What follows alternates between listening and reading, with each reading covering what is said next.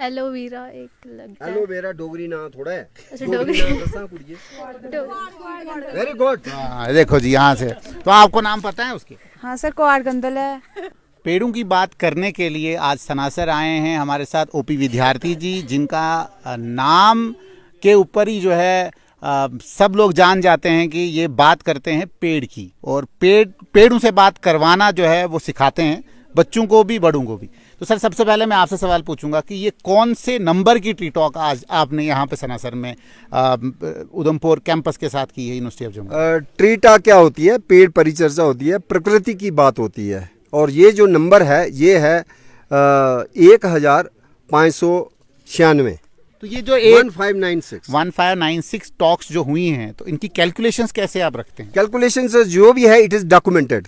पहले तो 4-5 साल मैंने रियली बुक्स लिखी और हर एक ट्री टॉक में उसमें जगह किस डेट को हुई, किस टाइम पे हुई, कौन कौन आया, वो सारा रखा। लेकिन अब फेसबुक में ही मैं रखता हूँ इसका। फेसबुक में अगर मैं नंबर डालता हूँ 1200 वाली ट्री टॉक तो वहाँ आ जाता है। अच्छा। So that social media is being used. तो इतनी ट्री टॉक्स करने के बाद अभी तक कितने लोग आपके साथ जुड़े होंगे, कितने लोगों ने आपके साथ इंटरेक्शन की होगी पूरे जम्मू कश्मीर?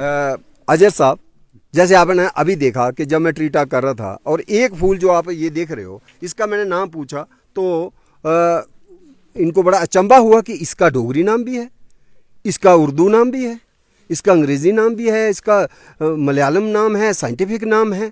इतनी डाइवर्सिटी, और ये फूल हर वक्त मिलेगा नहीं, अर्ली फ्लावरिंग होता है। तो ये शुक्र करो हम आ गए मार्च में और हमें फूल मिल गया। अगर हम अप्रैल मई जून में समर में आएंगे तो ये फूल मिलेगा नहीं। और इसी के नाम से एक्ट्रेस का नाम था नरगिस। तो बच्चों में मुझे लगा कि ये सीखने की ललक तो है ही, लेकिन अचंभा भी होता है जब उनको नई जानकारी मिलती है। तो ट्री टॉक जो है वो मुझे भी चलायमान रखती है, डायनेमिक रखती है, फुल ऑफ एनर्जी रखती है।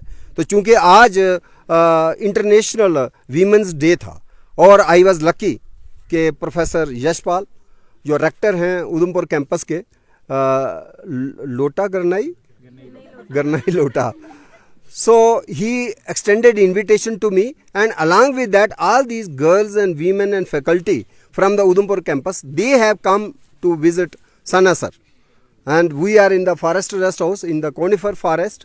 So we have seen the snowfall also on the way, and there are some flowers, wild flowers, and we could really connect to nature. So tree talk is just a nickname, but it doesn't mean that I talk only about trees. I am talking how trees they were interpreted by our elders, how they were interpreted or named by different communities in different languages, how these trees are very important for recharging the water ground aquifers, how the green cover is also useful for the carbon sequestration, so that this climate change can be, I think, more effectively it can be combated if we go for greenery extension. विद्यार्थी sir, अभी तक आप जितनी भी आपने tree talks की हैं उसमें कितने डायलेक्ट्स आपने इस्तेमाल किए हैं, खास तौर पे अगर किसी भी पौधे का नाम बच्चों को जानना हो, लोगों को जानना हो?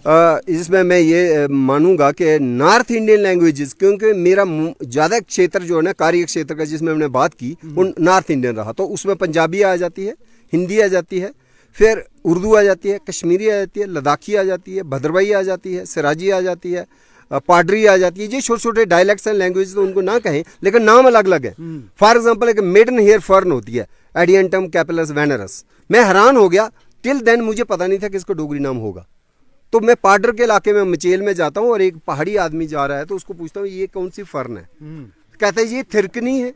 मैं हैरान हो गया, थिरकनी शब्द क्यों गढ़ा? उसने इसलिए गढ़ा कि हमेशा जहाँ पानी टपकता है, वाटरफॉल होता है, पानी टपकने से उसके छोटे छोटे जो लीफलेट्स वो हमेशा कांपते रहते हैं, वो थर थर कांपते रहते हैं, और उससे थिरकन मैंने कांपना, वो ट्रेम्बलिंग, उससे नाम गढ़ा गया है। तो विद्यार्थी जी, जब आप ये सारे पौधों के नाम बच्चों को बता रहे होते हैं या फैकल्टी को बता रहे होते हैं, क्या लगता है कि जो फैकल्टी है, जिन लोगों का कार्यभार यही है कि भाई आपने इन पौधों का विश्लेषण करना है, इसकी रिसर्च करनी है, क्या उनको ज़्यादा नॉलेज आपको दिखती है, या जो बच्चे गाँव में रहते हैं ख़ास तौर पे जो इस प्रजाति के साथ चलते फिरते रहते हैं, उनको ज़्यादा नॉलेज? देखो, मैं ये समझता हूँ कि ट्री टॉक में मैंने खुद भी सीखा, क्योंकि मैं जिस खित्ते में जाता हूँ, अगर मैं भद्रवाह में जाऊँगा ना तो भद्रवाही नॉलेज मेरे लिए नया होगा, लेकिन उन भद्रभाइयों के लिए नया नहीं है, वो बोलते आए दादी नानी के साथ। इस तरह कश्मीर में मैं जाऊंगा पहली बार तो मेरे लिए वो नया होगा, लेकिन चूंकि मैंने 15 साल से ये ट्रीट करते करते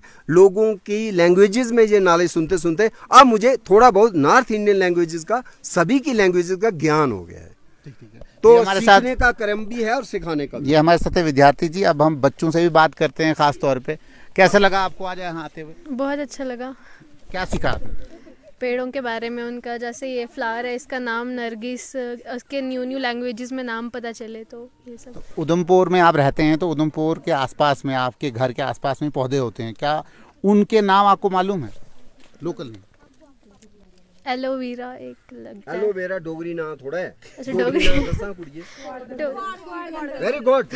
देखो जी यहाँ से तो आपको नाम पता है उसके? हाँ सर, कुआर गंदल है और दियार दियार दियार चीड़। दियार ये दियार ये बूटे।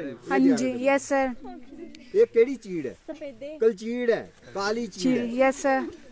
तो ये हमारे साथ और बच्चे हैं। आप बताएं, आपने क्या सीखा? डिफरेंट नेम सीखे फ्लावर्स के। तो पेड़ों से मोहब्बत है, जैसे आप सब लोग जो है यहाँ सनासर तो आते रहते हैं, है नहीं, पत्नी टॉप भी आते रहते हैं, तो वहाँ पे जब गंद देखते हैं दिल करता है उठाने का, इन पेड़ों से साफ करने का।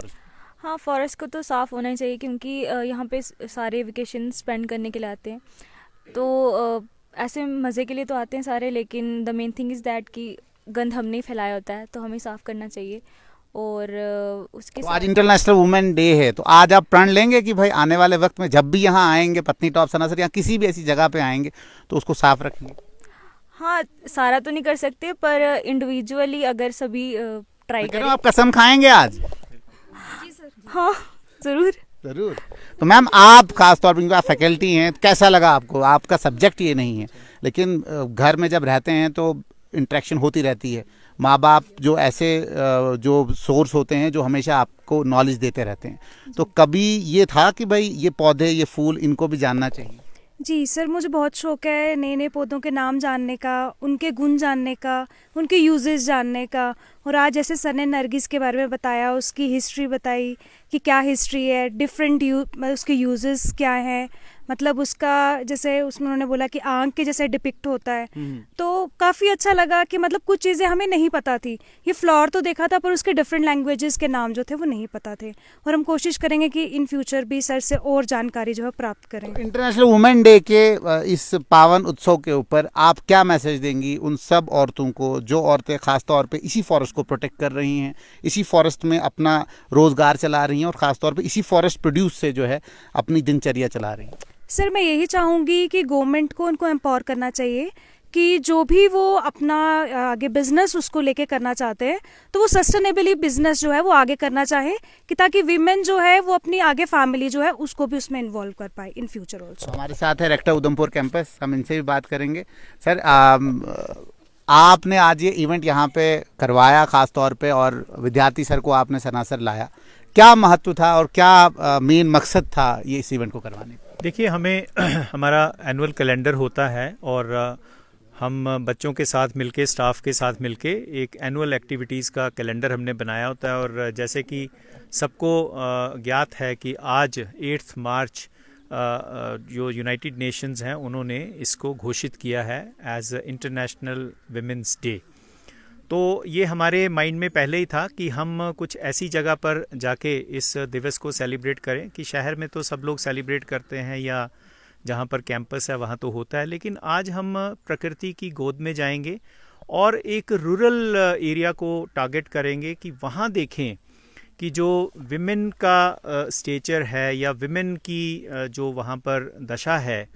जैसे आपने देखा, हमने कुछ लोगों से यहाँ बात भी की, तो मेरा ये मानना है कि इस फील्ड विज़िट में प्रकृति के साथ साथ हम लोगों के रहन सहन को, उनकी जो अच्छी ट्रेडिशंस हैं और किस प्रकार से उनकी दिनचर्या चलती है और समाज के साथ वो कितना अच्छे तरीके से जुड़े हैं और मेन स्ट्रीम में क्या उनका जुड़ना हो पाया है कि नहीं, तो ये कुछ गैप्स जो थे इनको भी हम नोट करना चाहते थे। और हमारे कुछ स्टूडेंट्स हैं तो वो ऑलरेडी डेटा भी कलेक्ट करते हैं कि हम आज के दिवस पे ये काम करें कि जैसे साफ़ सफाई की तो एक बात रही, लेकिन इसके साथ ये देखें कि रूरल विमेन और जो अर्बन विमेन है उसके बीच कितना गैप है। तो क्या हम कोई प्रयास ऐसा कर सकते हैं कि जैसे वो गैप उसको हम कम करें। By saying this I mean to say कि जो थीम हमारा रखा है that for all women and girls rights, equality and empowerment, तो ये राइट्स, इक्वालिटी और एम्पावरमेंट इनको एड्रेस करने की आवश्यकता है, खास तौर पर जब हम रूरल लैंडस्केप को देखते हैं और कंपेयर करते हैं अर्बन लैंडस्केप। सर आपको लगता है कि जो महिलाएं खास तौर पे गाँव में रहती हैं उनका जो फॉरेस्ट कनेक्ट होता है वो स्ट्रांग होता है, और जो महिलाएं अर्बन में रहती हैं उनका फॉरेस्ट डिस्कनेक्ट बहुत ज़्यादा होता है? बिल्कुल, और यही एक हमारी मानसिक जो डिप्रेशंस कई लोगों को आते हैं, तो आप देखिए कि जो अगर आप हैप्पीनेस को भी अगर आप क्वांटिफाई कर पाएंगे तो आप देखेंगे कि जो रूरल लैंडस्केप में हमारे फोक्स हैं, चाहे वह विमेन हैं या मेन हैं या यूथ है, वो ज़्यादा संतुष्ट हैं, वो ज़्यादा खुश हैं, ज़्यादा पीस में हैं वो लोग। और क्यों उनको किसी चीज़ की इकट्ठा करने की होड़ नहीं है, नंबर 1। नंबर 2, वो फॉरेस्ट के रखवाले हैं, क्योंकि उनको ये पता है कि अगर फॉरेस्ट रहेंगे तो हमारा जीवन जो है वो समृद्ध होगा। और इसी तरीके से आप देखें कि रिसेंटली बायोडाइवर्सिटी एक्ट में भी उन लोगों की भागीदारी को कि जो रिसोर्सेज फॉरेस्ट से बाहर जाते हैं उसका कुछ हिस्सा उन लोगों को भी दिया जाए जो एक्चुअल में फॉरेस्ट के रखवाले हैं, हकदार हैं। तो ये गवर्नमेंट के माइंड में भी ये चीज़ें हैं कि जो हमारे रियल सेवियर्स हैं फॉरेस्ट के, वो हमारे चाहे वो ट्राइबल्स हैं, चाहे वो रूरल विमेन हैं या मेन हैं, वो उनके हिस्से को भी पहचाना जाए। और उससे क्या उनकी भी समृद्धि होगी, उनका जीवन स्तर जो लाइफ स्टाइल है वो भी थोड़ा सा इम्प्रूव हो जाएगा। ये हमारे साथ है यशपाल शर्मा सर, जो रेक्टर उधमपुर कैंपस के हैं, जिनका संक्षेप में यही कहना है कि अगर हमने इस फॉरेस्ट इकोसिस्टम को बचाना है, पर्यावरण को बचाना है, तो हर एक समुदाय को आगे आना पड़ेगा। और ख़ासतौर पे क्योंकि आज इंटरनेशनल वुमेन डे है, तो उस संदर्भ में भी ये कहा कि जो महिलाएं हैं वो एक हिस्सा है हमारी सोसाइटी का, और जिनकी वजह से पूरे फॉरेस्ट का ताना बाना जो है वो जुड़ा रहता है। और ख़ासतौर पे जो रूरल महिलाएं हैं, जो गाँव में रहती हैं महिलाएं, उनका बहुत बड़ा योगदान है इस फॉरेस्ट को बचाने में। जुड़ते रहे स्ट्रेट लाइन के साथ, देखते रहे स्ट्रेट लाइन।